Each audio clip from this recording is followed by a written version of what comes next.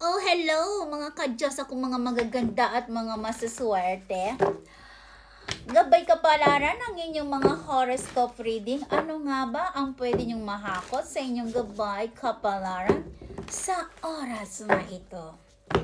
Kaya makinig ka. Saglit lang ito. Okay, unahin natin itong si Aquarius. Aquarius. Aquarius daw dito meron kang something kailangan, meron ka daw babala. Wag na wag mong pagkakatiwala o wag kang magtitiwala ng bonggang-bongga sa pakikipagkaibigan. Kasi dito maaring dito ay meron kang kaibigan na dito ay tuturing mo siyang very special sa puso mo pero maaari ka palang nitong lokohin or magiging karibal mo ito. Maaring ito sa pag-ibig or something na ito ay magte-traitor sa iyo. Para naman ito kay Pisces. Pisces no, dito hawak mo ang matinding lakas tama.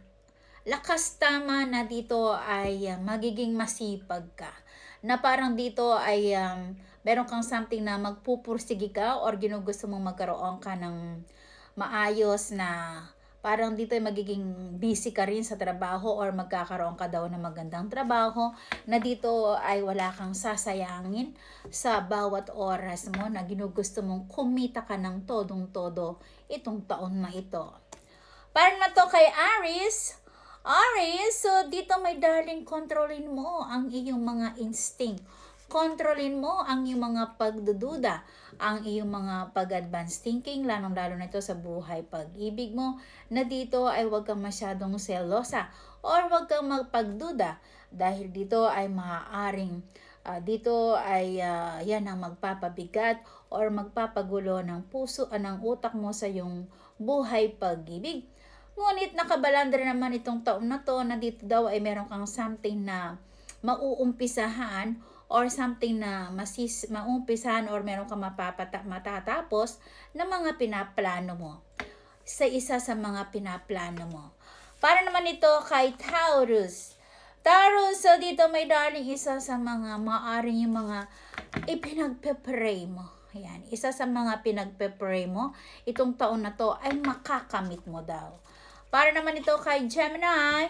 Gemini, so dito my darling, so dito meron kang something na pagpupunyagi, no?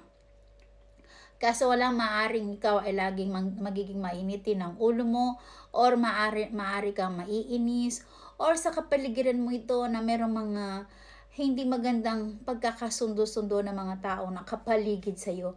Meron ka daw may pagpupunyagi or meron kang something na yung tinatarget mo na kinukuha mo or maaring dito ay magiging happy ka sa buhay trabaho mo or makakalipat ka sa magandang trabaho.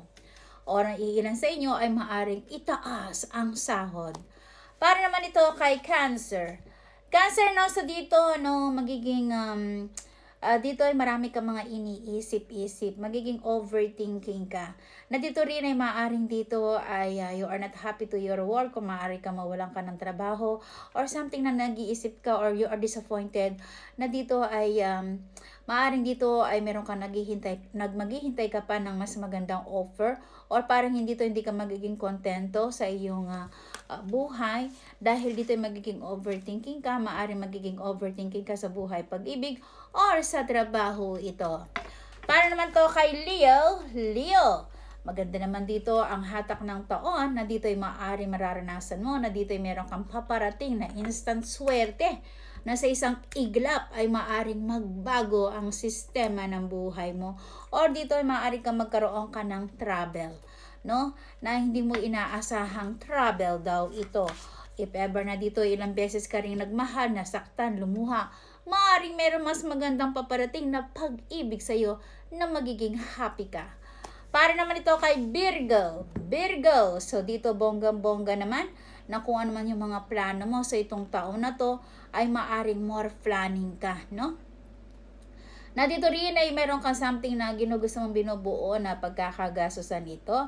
Na dito daw ay magkakaroon ka lahat daw ng mga ginugusto mo na parang dito ay minamadali mo. Meron kang something na dito ay minamadali mo na dito ay ginugusto mo na matapos ito. Or something dito rin ay meron kang mga pabugso-bugso, mga sorpresa na hindi mo to inaasahan. So lahat na maaring dito ay mag-wish ka. Ayan. Kung ano daw itong mga wish mo, ito daw ay makukuha mo to at you are very family oriented. Kaso nga lang makakaranas ka na dito ay palagi kang something na dito ay very clumsy, magiging clumsy ka or palagi meron kang masasagi or something na meron kang mahuhulog or something na parang dito yung clumsy. Ano pa yung clumsy? Na parang dito ay maaari ka rin na excited ka. Or maaring dito rin ay meron kang pag-ibig na hindi mo inaasahan na ma-excited ka daw. Para naman ito kay Libra. Libra, no? So dito, no? If ever na meron kang ginugusto mong mabili, ayan. Yung meron kang tinatarget na ginugusto mong maaring ito makabili ka ng malaking halaga, no? And if ever na dito ay nangyari sa buhay mo na nagkaroon ka ng matinding struggle, overthinking, dito rin na scam ka or nagkaroon ng matinding struggle sa family, sa pamilya nyo ito or merong may sakit or nagkasakit, maaaring dito naman ay magiging maayos ang lahat. At dito rin ay meron ka something na mabibili mo na malaking halaga ito. Para naman ito kay Scorpio. Scorpio, no? So dito may darling. Ayan, so dito no, if ever na dito ay ginugusto mo magkaroon ka ng wisdom sa buhay pag-ibig mo. Yes na yes, magkakaroon ka daw ng wisdom. At ilan din sa inyo ay maaring dito ay merong magmamahal na same, parang ito no, yung ang tawag dito, yung parang may yung baka mamaya maano ako rito. So ibig sabihin na hindi yung kamukha mong parang babae to babae, no? Yung pareho para ilan sa inyo ay merong mai-in love or merong magkakagusto sa inyo, same gender, no? At kaso naman dito ay bibigyan ka ng pagkakataon na dito, if ever na dito ay lumuha ka sa buhay pag-ibig mo, no? So, especially the last year, it was not good to you, or maaring dito ay nagiging magulo ang utak mo. Pero dito daw, if ever na walang ka ng wisdom, so maaari ka daw bumalik ang iyong pagka-wisdom, na dito ay magiging mapayapa at maayos na ang sistema ng buhay pag-ibig mo. Para naman to kay Sagittarius.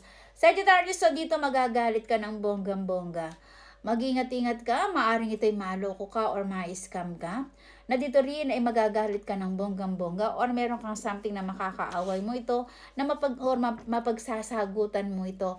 Or maaring be careful ka sa buhay pag-ibig mo, maaring ito ay niloloko ka, suriin mo ang buhay pag-ibig mo, maaring ito pala ay niloloko ka. Para naman to kay Capricorn. Capricorn, no, so dito may darling, ayan.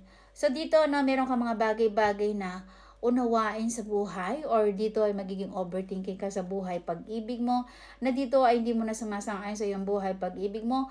Maaaring dito rin ay maaari ka mawalan ka ng trabaho or may inis ka sa iyong kapaligiran, ngunit kailangan mo daw magpakatatag ka. At meron kang something na isisikreto mo ito, kailangan daw ito ay wag mong basta-basta, kung alam mo na, sabihin mo na. Maaaring dito ay magkakaroon ka ng matinding depression or something na meron kang hinihintay or taong pagkakatiwalaan, or maaring dito ay meron kang something na madidiscovery na mahuhuli mo ito, or something na meron kang madidiscovering lihim na hindi mo inaasahan. Okay, so yun lang muna sinasabi ng yung gabay kapalaran. So muli si Lady Josa ang nag-uulat. Thank you and goodbye!